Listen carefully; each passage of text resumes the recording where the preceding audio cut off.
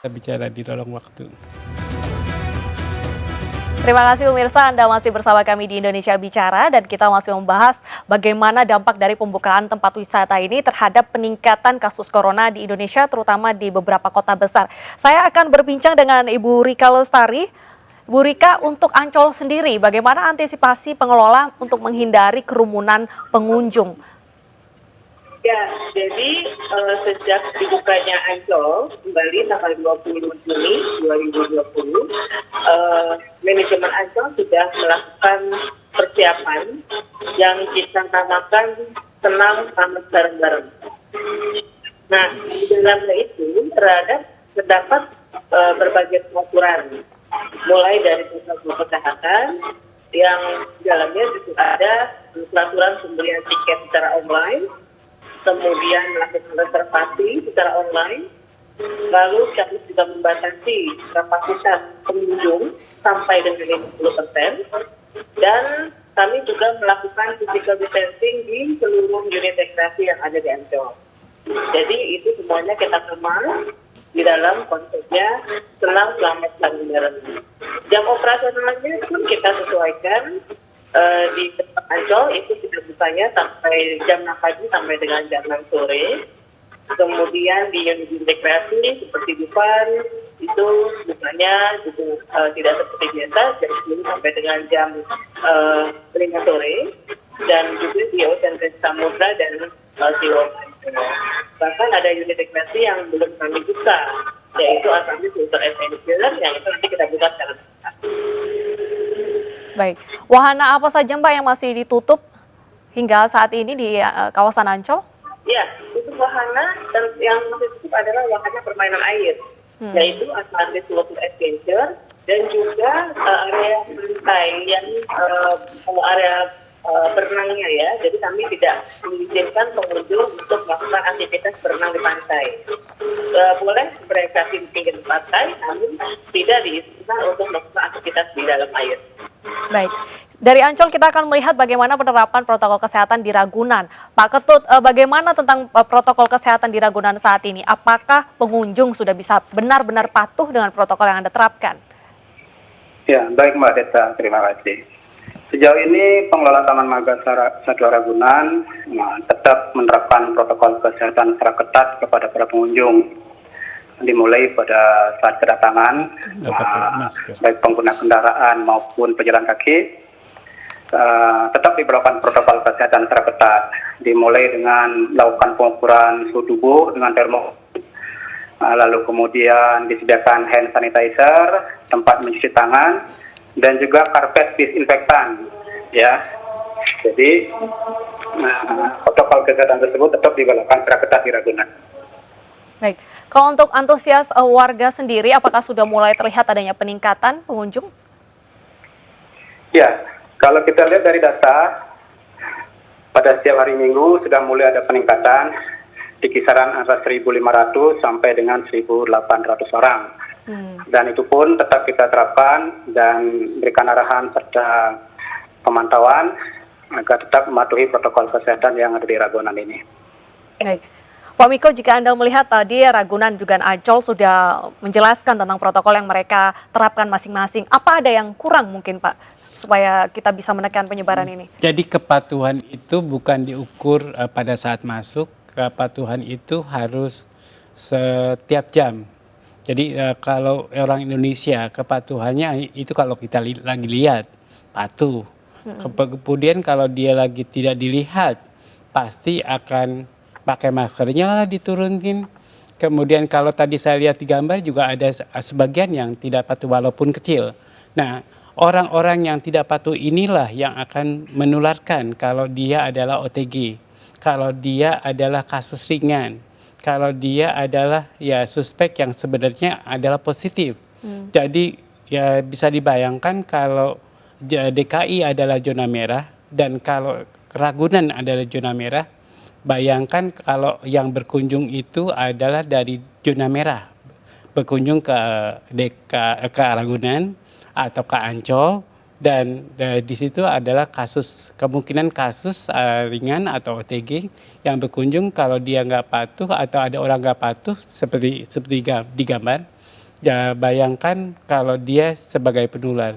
Pada saat itu orang-orang yang tidak patuh terhadap pakai masker akan tertular, begitu kira-kira. Baik, berbicara seputar kepatuhan, kita akan ke Ancol. Mbak Rika, apakah ada sanksi yang diberikan oleh pengelola jika mendapati pengunjung ataupun mungkin karyawan yang tidak memakai masker?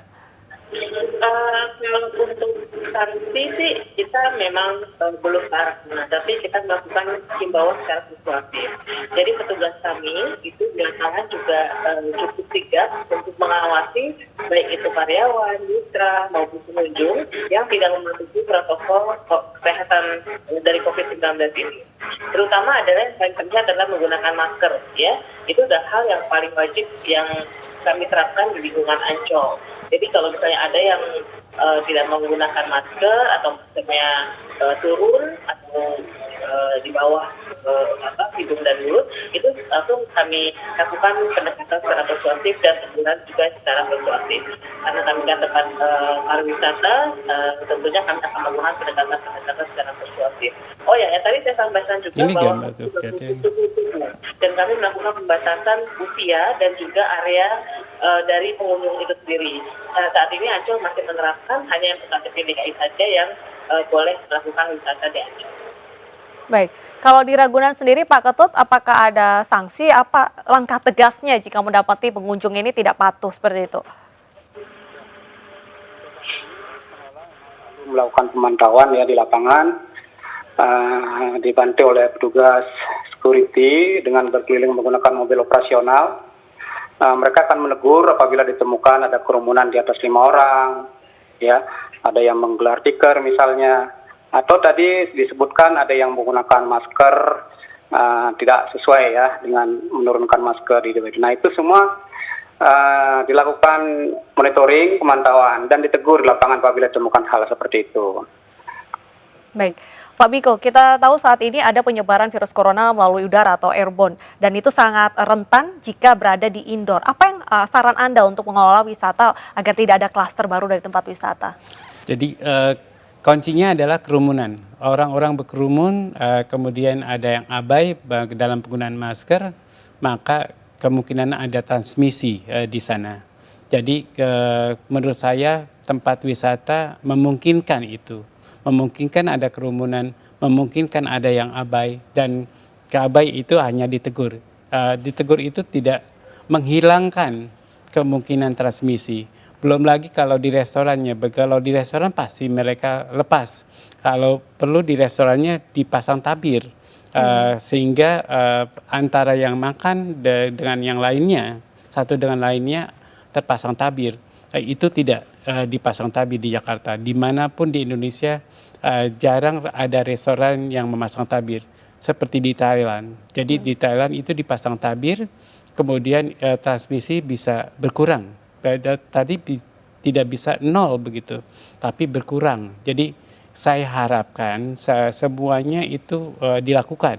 Semua upaya yang menurunkan transmisi itu dilakukan oleh pengelola, begitu. Jadi pengelola diharapkan pakai masker dan pakai face shield, begitu harus dilakukan setiap saat.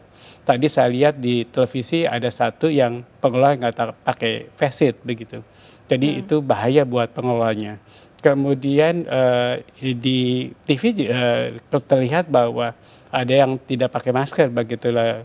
Kalau tidak diawasi, ya, kemudian dia akan pakai masker ya pada saat diawasi dan hanya ditegur. Dan masyarakat kita kebanyakan 50% lebih adalah SMP ke bawah. Bayangkan gitu. Jadi bayangkan kalau ada tempat wisata yang datang adalah 50% lebih adalah SMP ke bawah, bagaimana mereka harus patuh kepada protokol kesehatan. Jadi bayangan saya adalah mereka abai, walaupun abainya pada situasi tertentu begitu. Tapi harusnya protokol kesehatan ya harus dipahami itu dalam mencegah COVID-19 harus dilakukan setiap saat pada saat ada kerumunan begitu. Baik, dan selain kita fokus pada protokol kesehatan yang diterapkan oleh pengunjung, yang menjadi catatan adalah karyawan dari tempat wisata tersebut karena mereka berinteraksi dengan banyak betul. pengunjung. Nah, ini dari Ragunan sendiri, apakah rutin melakukan pemeriksaan kesehatan seperti rapid test ataupun juga swab test kepada karyawan, Pak? Ya, sampai saat ini karyawan Ragunan tetap dilakukan rapid test ya, secara bergantian. Dan kemudian dalam melaksanakan tugas juga melakukan APD lengkap, dimulai dari face shield, masker, sarung tangan, dan membawa hand sanitizer sendiri-sendiri. Jadi itu dimaksudkan agar pelaksanaan protokol kesehatan di lapangan itu dapat berjalan dengan baik, jangan sampai akan ada menimbulkan terjadinya penularan baru, terutama nanti yang mengenai kepada para petugas kami. Baik, terima kasih atas informasinya dan waktunya bergabung bersama Indonesia Bicara, Pak Ketut. Dan terima kasih juga kepada Mbak Rika yang sudah bergabung bersama kami. Kita akan kembali berbincang dengan Pak Miko. Pak Miko, dengan dibukanya tempat wisata ini, apakah sudah tepat momennya jika dilihat adanya pertumbuhan positif COVID-19 terus meningkat di Jakarta? Jadi ke pembukaan atau pelonggaran sosial seharusnya dipertimbangkan pada daerah merah atau zona merah. DKI sekarang merah, ya kemudian Jawa Timur juga merah. Jadi pembukaan apapun, baik itu mal maupun tempat wisata, seharusnya dipikirkan dengan matang apa yang harus dilakukan kalau dibuka, apa yang terjadi kalau ditutup begitu. Karena yang kalau ditutup adalah kerugian ekonomi begitu. Pasti cuma satu, kerugian ekonomi. Yang kedua adalah orang gak bisa rileks begitu. Jadi stresnya akan meningkat kalau dibiarkan. Nah, itu cari jalan keluarnya yang sangat ideal begitu. Kalau bisa dibatasi, memang harus berkunjung pada 1 minggu, itu benar-benar dibatasi. Kalau tadi saya dengar 1.800 sampai, ya itu apakah tidak ada kerumunan 1.800 orang, bayangin aja. Kemudian di Ancol juga pasti akan ada 1.000-an orang begitu, walaupun Ancol luas, tapi dengan sifat manusia yang homo sapiens, betul, ya? Homo sosial, ya, maka dia suka berkumpul, dan suka berkumpul kalau dia abai akan ada kemungkinan transmisi. Nah, oleh karena itu kita pikirkan cara yang benar. Kalau mau buka ya jangan pada saat merah begitu, pada saat kuning lah dengan kasus yang dikit, yang bisa diisolasi. Jakarta buka pusat wisata, silakan. Berapa persen sekiranya tempat wisata ini menyumbang angka positif corona? Ya, kita nggak tahu karena kita belum ada bukti atau belum ada penelitian di antara pengunjung. Kalau di antara pelaksana atau pengelola itu tadi di pasar minggu diperiksa setiap minggu atau setiap bulan. Tapi di antara pengunjung kan dilakukan pemeriksaan. Jadi seharusnya sekarang udah berapa bulan? Sebulan. Coba dilakukan survei di antara pengunjung dengan rapid test lah yang murah. Kemudian berapa yang positif pengunjungnya. Kalau positivity 6%, pasti sama. Ada kemungkinan di antara 1.800 orang, 6%-nya adalah berapa tuh? 60 orang akan positif. Bayangin, bayangkan saja 60 orang OTG atau ringan begitu. Jadi ada probabilitas yang besar untuk menular kepada orang lain. Baik, jika kita kembali membahas seputar bagaimana pemahaman masyarakat sendiri terkait dengan bahaya ataupun juga cara penularan COVID-19. Selama 4 bulan ini, apakah pemahaman masyarakat ini menurut Pak Miko sudah cukup banyak terkait dengan penularan COVID-19? Jadi pemahaman masyarakat itu sangat minim karena edukasi oleh pemerintahnya menurut saya juga sangat terbatas begitu. Televisi Indonesia itu banyak baik yang online atau digital, baik yang biasa begitu maupun yang lewat TV kabel. Jadi banyak tapi sedikit menginformasikan tentang COVID-nya. Jadi pemerintah seharusnya membicarakan ini kalau COVID-19 ini pada televisi-televisi baik itu digital maupun televisi biasa yang lewat antena maupun yang lewat TV kabel, dibicarakan agar informasi yang didapatkan kepada masyarakat itu sama. Sekarang beragam sekali pemahaman masyarakat tentang COVID-19, ada yang menganggap bahwa COVID-19 itu biasa aja, Atau seperti tidak influenza membahayakan. begitu. Ada yang menganggap bahaya begitu, dapat menimbulkan kematian. Ada sampai mayatnya aja diambil alih begitu. Itu pemahaman yang seperti apa yang mengambil alih mayat yang udah jelas-jelas positif, yang kemudian diambil alih dengan begitu tanpa APD begitu. Bayangkan masyarakat yang seperti itu.